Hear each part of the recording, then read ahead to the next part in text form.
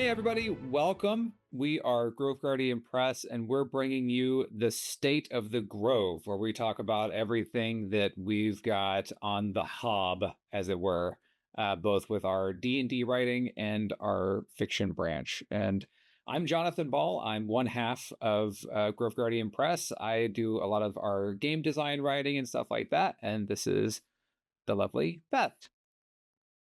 Hi, everyone. So, as Jonathan said, I'm Beth. I handle the fiction side of our business, and we're so excited to be meeting with you all today. Yeah, so let's jump right into it. Last summer, well, last January, we Anyway, launched and funded our very first Kickstarter and brought out the Land of Vampires full-length one-on-one D&D campaign. And as part of that Kickstarter, we promised that we were going to make Land of Vampires Part 2 Risen Retribution. And that project has been a journey, but it is nearing its completion. And we are looking forward to bringing that out very soon. We're targeting July for a Kickstarter and Land of Empires Part 2. So, very excited to share that with you. This is the first time I've said July Kickstarter out loud. And so now it's real. So, I can't wait for you all to experience what we've been crafting in the land of Steymhorod. so speaking of, if someone's not familiar with Land of Vampires, what is it? So, Land of Vampires is a full-length vampire-themed D&D campaign that you can play with one GM and one player. And it occurs in the world of Azuria, which is Grove Guardian Press's kind of overarching world, which you'll talk about in a second. And it takes the player into the land of vampires, which is called Steymhorod, on the search for this rogue vampire who has fled back to his homeland or the land of his predecessors, and it involves the players needing to hunt down this rogue vampire in this dark and mysterious world that's completely foreign to them, where they encounter all kinds of um, terrifying creatures and characters with dubious intent and are placed in all kinds of moral quandaries. And so it was really fun to develop that. It was based off of uh, our one-on-one game. And so we started with that and then just asked ourselves, okay, what would this look like to bring this out into a full-length campaign? And that's what we did. And it's been so much fun. Yeah, and fun fact, the character that Jonathan is talking about, who was in the Steinbrod campaign, was actually my very first D&D character that I made for the first time that he was DMing. So her name is Bracera Sarvastenia. She started as a level 5 ranger for this one shot that you were doing. And then she kind of appeared in our first duet game. But then we made her her own entire arc because I had so much fun playing as Braceras. And the games in Steymhorod have been some of our or the campaign in Steymhorod was one of our very favorite campaigns that we've ever run together. And there was a lot of interest in the community and creating the campaign. And so in LOV Part 2, what can existing fans, what should they get excited about? What should they expect? What's different? And same thing for if you can make sure that our friends who haven't played Land of Empires yet, which they can find on groveguardianpress.com, but for the people who have or are curious, what's going to go on in LOV Part 2? I love part two of Land of Vampires. I'm so excited because it takes all of the overarching themes of the first entry of Land of Vampires slipping into shadows. And in Risen Retribution, it dials every single thing up to 11. And in the first part, the party has the opportunity to interact with the vampiric god king, Lord Drago. And he takes a interest in the party and what they're doing, but Lord Draco in the first part is largely responsible for maintaining a status quo in Steymhorod. It's a land never changing. much as he is not changing. But with the introduction of the party into this land, they bring with them this opportunity for things to be very, very different. And in Land of Vampires Part 2, things get very, very different. The entire status quo that the party has been a part of and pushing up against and starting to shake up, the foundations of it are carved out from underneath them in Land of Vampires Part 2, and they have to figure out how to navigate in this world that they were just starting to understand, where the danger, the stakes are way higher because of the events that happened. I don't want to spoil anything, but we are definitely taking elements that we love from Land of Vampires Part 1 and just turning everything up to 11 on Part 2. A couple of my favorite things that we're working on are these big kind of like set piece cinematic moments in the campaign that really stemmed from our game, but we figured out how to incorporate them naturally into a playable campaign where you have these world altering events that the players are not only experiencing but influencing through their time in Steymhorod. So keeping the players super engaged, keeping player agency very high, but still having these like big cinematic set piece moments is something that I'm very excited about for people to experience in Land of Empires Part 2. Yeah, and by the players, Jonathan means the player, as in their PC, and the GMPC, because we really encourage that level of immersion in the world. What I think is exciting about part two is we get to see Lord Drago more, which I think is a really nice change. One of the things that to me sets apart Reign of Vampires itself from most other vampire storylines is you're not fighting Drago in the first campaign. He's not the antagonist, and he's so much more powerful than the party. He's kind of bemused, intrigued. They're almost like this.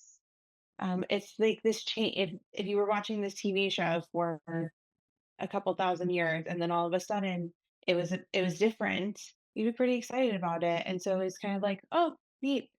And to the party, the events are very real, and they have one specific antagonist that they're pursuing in the first part of the campaign, and the all of the emphasis on character, on that, and on that development between the PC and the GMPC, as well as the, I would say, environmental immersion that I think that is consistent across our adventures and our campaigns is also part of LOV Part Two. And in this one, like in much of our work, the land itself is very much alive and in need of the party's intervention. Yeah, our world is kind of like another character that's playing alongside with the party, the PC and the GMPC. So we're so excited to be wrapping this up. Our patrons are have been enjoying the early access that they get through our Patreon, and we're super grateful for their support and for all the engagement that we're seeing there. It's wonderful and lovely to get feedback on some early access material so that we can kind of tweak and tinker based on their feedback. And so if you want to be part of that, you can check out our Patreon, Grove Guardian Press, Grove Guardian Press, right? Patreon.com/Grove Guardian Press. Yes. That's the one. We'll leave you a And link so in the description. looking forward to getting more material and more chapters out to the Patreon. They've got the River Fane coming this week, I believe. And so if you're familiar with Land of Empires Part 1, you'll know that's a big deal. And if you're not, then you're just gonna have to read the book and check it out. um, so look for Land of Empires Part 2 Kickstarter coming in July.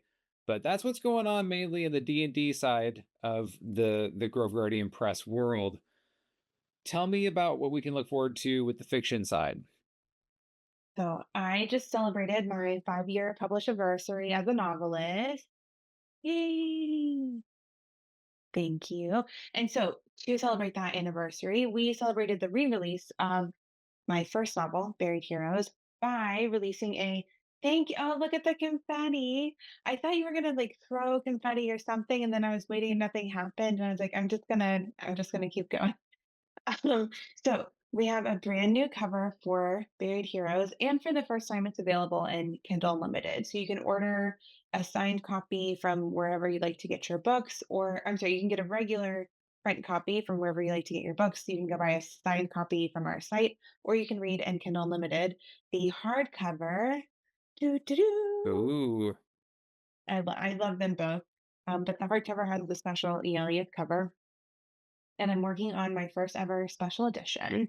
And so to continue celebrating not just 5 years, but what I see is this fruition moment for Grove Guardian Press. Like we have so many things coming down the pipeline, coming to not just enhance your gaming table, but to support the gaming table and your immersion in fantasy at all different levels. The fiction emerged from a desire to share our game because we were getting so many questions about our duet game in the early days of D&D duet, and I was so in love with our the other thing that happened was I was so in love with our world and characters that not only did I want to share it, but I wanted to talk about them and figure out what was going on, and I wanted to write these backstories, and I wanted to expand the story, and you only had so much capacity to engage with me in all of these different ideas, and so boom, the novels were born.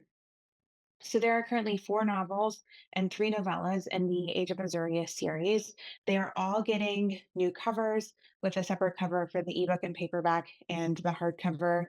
And I have another one of the new covers to show off right now. Ooh, so Aurora is available actually for free if you want to be on my fiction newsletter. That's bethbellbooks.com/Aurora. Um, and then we're actually going to pause on the Age of Azuria re-releases for just a little while we kind of dip back in time to a different series that emerged from also our Duet campaign. But this one was one that I DM'd, and I created this campaign with the idea of later turning it into a novel in mind. But I wanted to play through the world with Jonathan, and it was inspired in part. What is the? It's Blue Moon. Blue That's not Moon? right. No, I can't remember. Anyway, I wanted it to be more like courtly and intrigue inspired. Blue Rose? No, that's Blue from Rose. okay. I'm not thinking about Tennessee Williams. Blue Rose. You're right. It's Blue Rose. Okay. Blue Rose, where I there were pieces of that that I thought were really cool and exciting, and we played around with some kind of courtliness in our duet campaign, but I wanted to be able to dial that up, and so we also brought in what would it be like to have an all rogue party in a duet, and so my answer is Phantom, which comes out June 10th. And so this is a dark fantasy, dark romantasy, still very epic novel. The novella, Promise, actually comes out tomorrow. So that should be super exciting. Again, they will both be in Kindle Limited or available on our website. The Phantom takes place several thousand years actually before the events of Age of Azuria. And oh, I don't want to spoil anything talking about Steymhorod. There's a Yeah, you got to be secret careful. connection. There's a secret connection. It's from the world of Eldura. So there's a fall between the two worlds. And so this one is more high tech. The cities are much larger because Azuria has been through devastation. And so in Eldura we have different rules around magic as well as higher magic. But what I love about Phantom is the connection between Silas and Natalia. So Silas is a Nagata, which is kind of like a tiefling. But he is, honey, what do you love about Silas? I love that Silas is very no nonsense. I'm used to playing characters that are starting at level 1 and they're bright-eyed and bushy-tailed and they are kind of just trying to figure out how to adventure. And most of the characters that I play tend to be very like solidly lawfully good. I'm a white hat at heart, but with Silas, I got to play around with that a little bit more. He's more experienced and he's just going to get things done efficiently, even if someone even if some of my other characters might raise an eyebrow at how they get done. He's a little bit more like morally ambiguous, but still, um, he's still secretly a good guy. And especially to himself, he's a good guy. But so Silas is established in the court of Drakemire as a nobleman. At the beginning of the novel, we see him doing what he loves to do, which is his side work as an assassin. But then we quickly shift to the Harvest Festival in the Queen's Palace, where Silas spies the not only his longest lived enemy or his long-term rival, but he sees the necklace that this really important heirloom that was stolen from his family 3 years before. His aunt was attacked and the necklace was taken. So it was not only a theft, but also an insult to his family. This crime that's never been solved on the neck of the courtesan associated with his rival, and they're just out in the open. And I don't know if it's the theft that I think it depends on your kind of interpretation of the moment. Is it the theft that is pissing off Silas more in that moment, or is it the audaciousness of basically showing it off? It's like a taunt. And probably they just work back and forth between each other, but a an unlikely alliance forms, shall we say. So this kind of movement of rivals to reluctant allies is, I think, kind of the story of Phantom, and two people finding and understanding where they're used to having to hide the shadowy part of themselves. So yeah, that's what's going on with the fiction.